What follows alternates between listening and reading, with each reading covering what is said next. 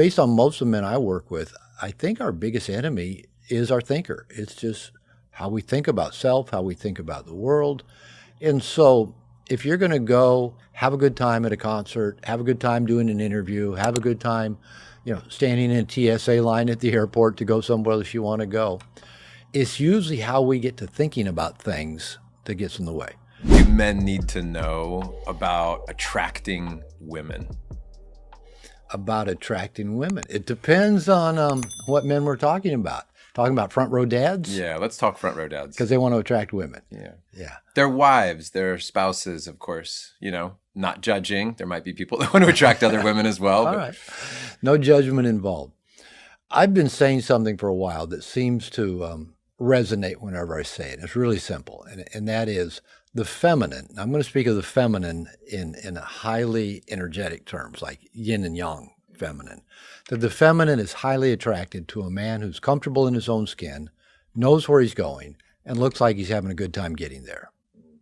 So if a man, wherever he's at in life, wants to attract the feminine, women, dogs, cats, babies, money, adventure, opportunity, work at getting comfortable in your own skin. Liking you, taking good care of you, working on getting rid of your shame, anything that says I'm not good enough, those voices. Get comfortable in your own skin. Figure out where you're going. Figure out why you're here, what you want to be doing, where your sweet spots are, what really turns you on and excites you. And in that process, you'll look like you're having a good time. And the feminine is just highly attracted to it. Whenever I say that to female dating coaches, they go, kind of like, yeah, that's the man that they want to connect with. Yeah. So we can break all that down. Years ago, I remember I was at a concert with my buddy, John Kane, and he said to me something very similar. He said, just be the guy that's there to enjoy the show. And, perfect. And it was the perfect Can advice. you expand that to life? Yeah. Just be the guy that's here to enjoy this experience of exactly. a few short years on this planet. Yeah. When men try to do that, when they try to be comfortable in their skin, when they try to be the guy at the show, just having a good time, where do they get hung up? Why is that so difficult for people to just take from concept to implementation? The first thought that comes to mind is thinking too much. Kind of like the sound man was getting us to do fake laughs just to check the sound. And you can't do a fake laugh, just like you can't do a fake smile. And I don't know that you can fake having fun. And I think, based on most of the men I work with, I think our biggest enemy is our thinker. It's just how we think about self, how we think about the world. And so if you're going to go have a good time at a concert, have a good time doing an interview, have a good time, standing in a TSA line at the airport to go somewhere else you want to go, it's usually how we get to thinking about things that gets in the way. Our impatience, why is this happening to me? This is a waste of time, blah, blah, blah. My judgments can come in, my criticism comes in. Sometimes we start questioning, was this a good decision? Why did I think it was a good idea? How are people looking at me? Do I look right? Do I have the right clothes on? Just thinking. And of course, you can't just tell your brain quit thinking, because that's what it does. It's a thinker. Yeah. But I would say most men's misery in life comes from their thoughts. Not the actual experience they're having in life. Because you and I are sitting here right now, and it's a nice, comfortable, air-conditioned studio, and we could have a wonderful time just enjoying each other's company. Or we were thinking, I hope I do a good job on the interview. You're thinking, I hope this one, I know my wife said this before I left. Or, if we get into our thinkers, we're not going to enjoy this beautiful moment. Yeah. But that's what we do.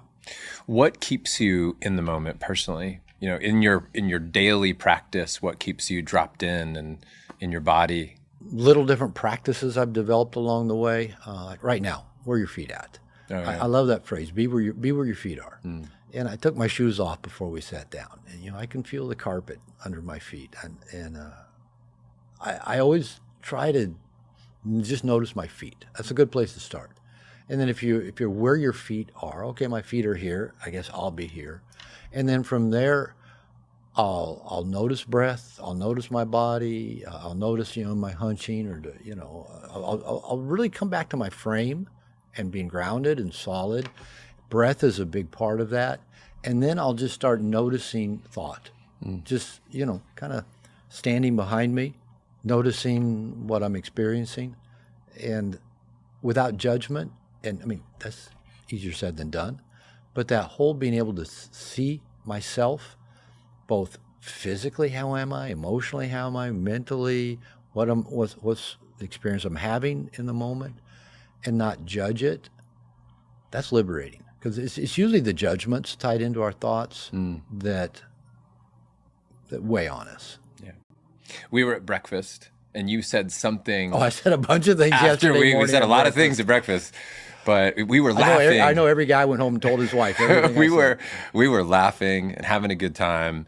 And you said something like, "This is why I like hanging out with dudes," or "This is why these conversations with men are so great." I might have even messaged that to you after you dropped me back off. All my guy friends that know me, they all go, "Okay, Robert's going to say it. He's going to say it." And because I love hanging out with guys. Yeah. I just love the energy of, you can say anything, you can tell each other the truth.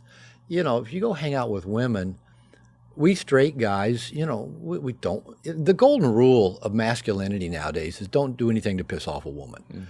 And so, whenever women are around, we're gauging what we say, okay, was that a little too off color? Is that going to get a frown? Is that going to get, a rebuke? And then, if there's women around that we think are kind of going back to how to attract them, if all of a sudden we're thinking, oh, how can I make a good impression on her? Now all of a sudden we're worried about what I call the possibility of availability. Is she going to, want to hang out with me? But with the guys, it's kind of like, hey, even though we were making jokes about two of the guys there sleeping together, on a regular basis, apparently, we can make jokes about that, but we're not really worried. Is this going to influence the future willingness of the person at the table wanting to sleep with me? Yeah. Because it's just guys. That's right. We're just having a good time.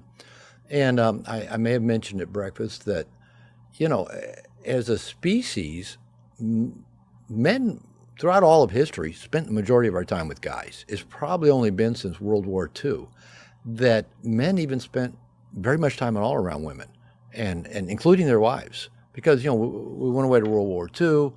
Women went into the factories to build the bombs and the airplanes and to be the nurses. The men finally came back from the war. Many of the women went back to be moms and mothers, but many didn't. And then, as things have progressed and with feminism, the workplace is now more women than men, apparently. Men are kind of falling out of there. But now